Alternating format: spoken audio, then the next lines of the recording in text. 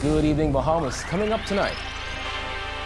The tourism minister makes comments on the new arrangement made between gaming operators and the government. Government signs a new contract with the new managers of the New Providence landfill. Centerville MP Reese Chipman weighs in on calls for 2 cabinet ministers to be fired.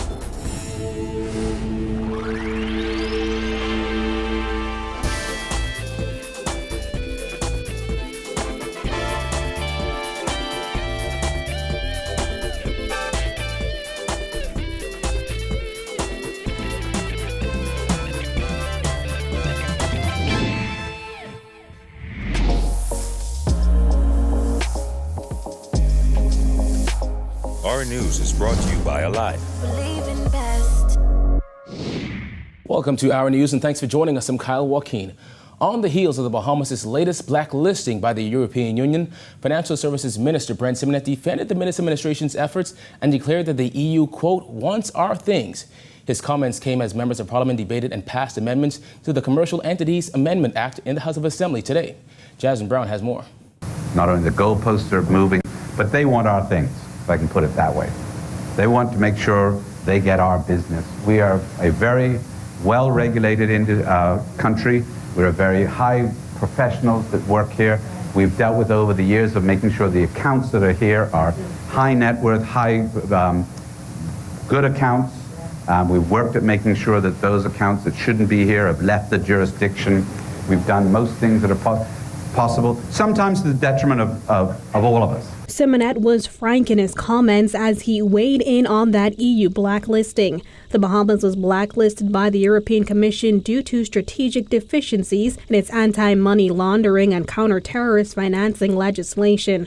Attorney General Carl Bethel said in a statement released on Wednesday that the Commission's decision to blacklist the Bahamas was not justified. It followed Prime Minister Dr. Hubert Minnis' trip to Brussels last month. During that trip, the Prime Minister and the Attorney General met with high-ranking officials of the European Commission. Simonet said in Parliament that while it appears the goalpost keeps moving, the Minnis administration is confident that it is doing all it can to keep the country off blacklists. Simonet insisted it was a shame that the opposition was not present for the debate as they continue to boycott parliamentary proceedings. I think we are where we need to be.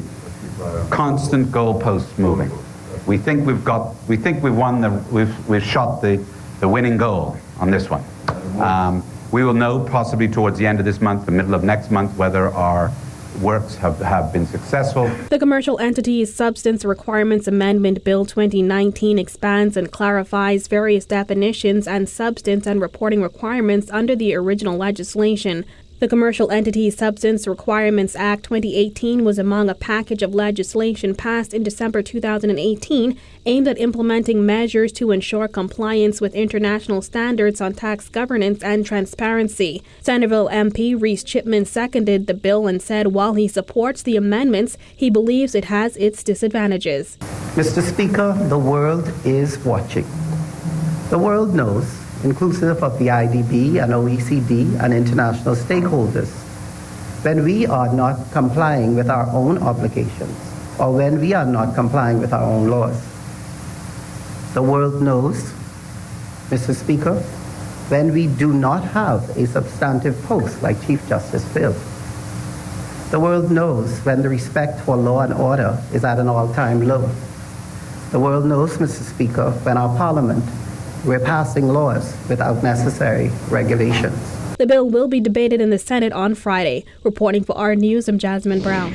All right, thanks, Jasmine. Well, it's going to be a while before gaming house operators are able to say just how the revenue is impacted by the new tax structure the association agreed to with the government.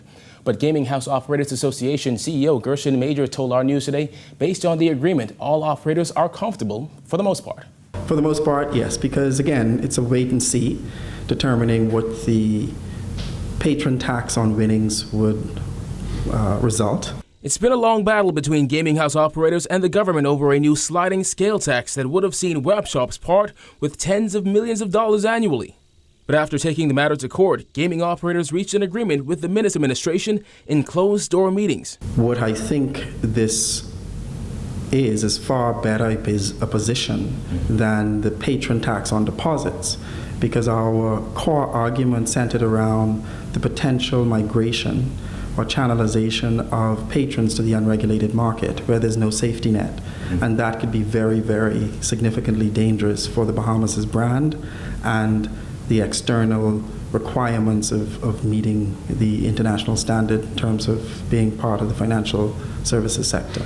The government will now collect about $35 million annually from a new sliding scale tax on net table revenue and $15 million from a tax on winnings as a result of lottery bets. But here's how all this will affect those who play numbers.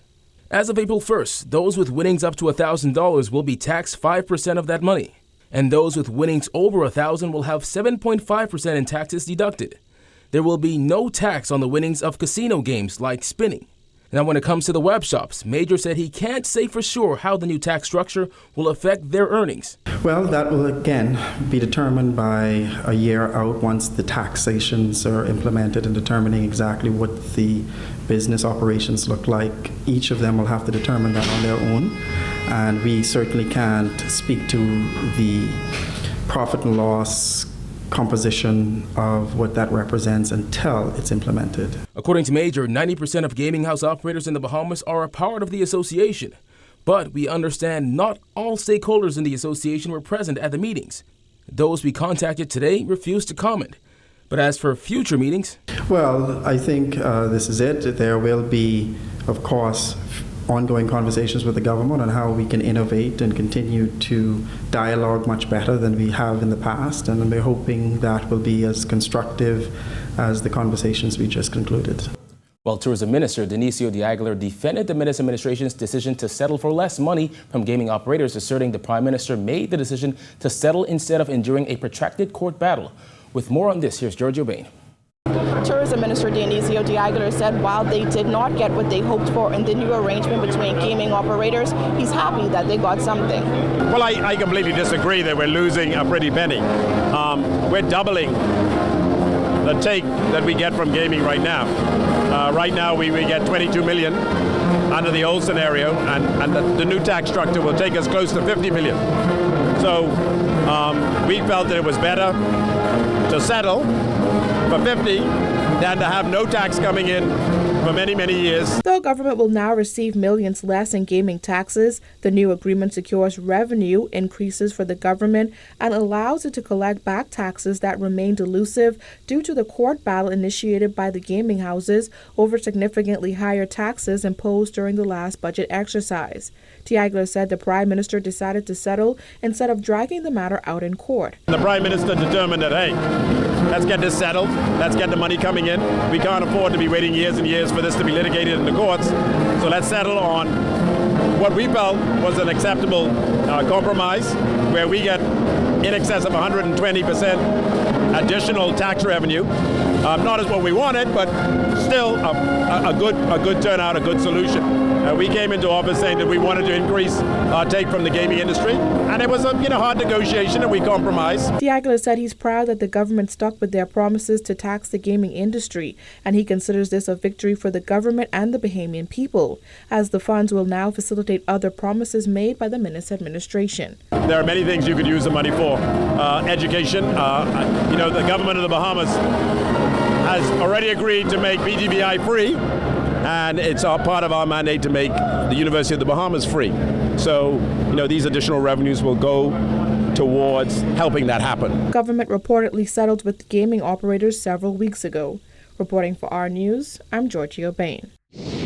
In other news, outspoken Centerville MP Reese Chipman is backing his fellow Free National Movement backbencher Vaughn Miller, who yesterday called for cabinet ministers involved in the Frank Smith bribery and extortion case to be given the same treatment as those rogue F&M MPs who were fired from their government-appointed posts last year for refusing to support a VAT hike.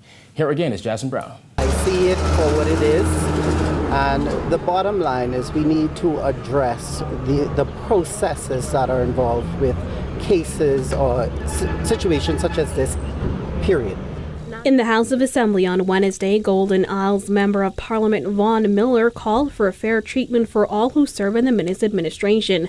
Miller insisted those who currently serve in cabinet posts should be judged by the same yardstick as he and rebel F&M MPs who were fired after voting no to the hike in value-added tax last June. He also confirmed that he was referring to National Security Minister Marvin Dames and Health Minister Dr. Dwayne Sands, who testified in the Frank Smith trial.